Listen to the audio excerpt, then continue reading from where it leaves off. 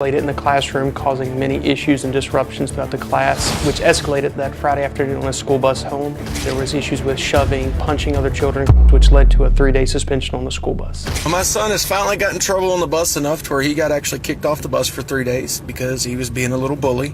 I had to try something different. Traditional timeout wasn't working. The day the video took place, it was in the upper 50s with a light rain.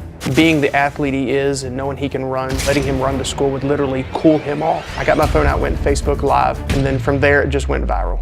This is video of Hayden Thornhill running to school. The 10-year-old ran about a mile. He ran through this neighborhood for a total of about 3 days. I thought it was going to be horrible, but when I actually started to run, like when I was first started, I was like, oh, this isn't too bad. I'm sure someone will get all bent out of shape. Oh my God, child abuse, a child running.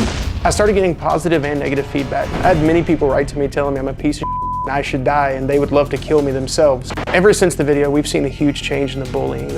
I don't feel the video was an abusive video or an abusive punishment. My son's an athlete year-round and runs constantly. That distance is no big deal for him. For this particular child, this fit perfect.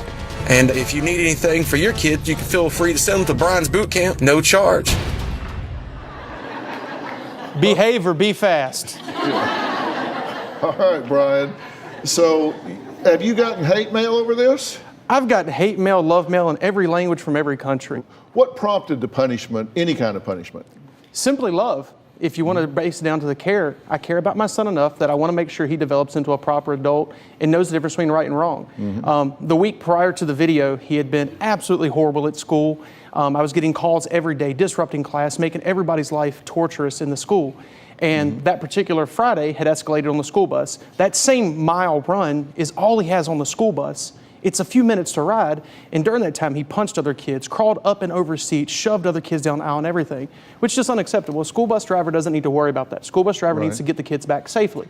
So I got the call Tuesday once the principal had reviewed, and at that point he lost his ride. If you lose your job, you got to get a new job. You lose your phone, you got to get a new phone. He had to find a new ride, and it was going to be them Nike shoes.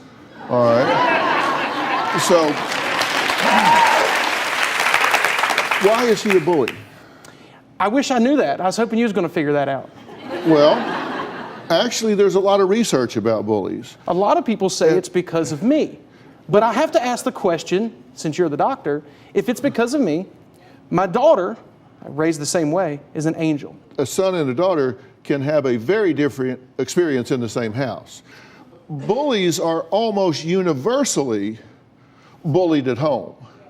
Okay. Almost universally. And they don't retaliate at home to a power figure because they're so overwhelmed.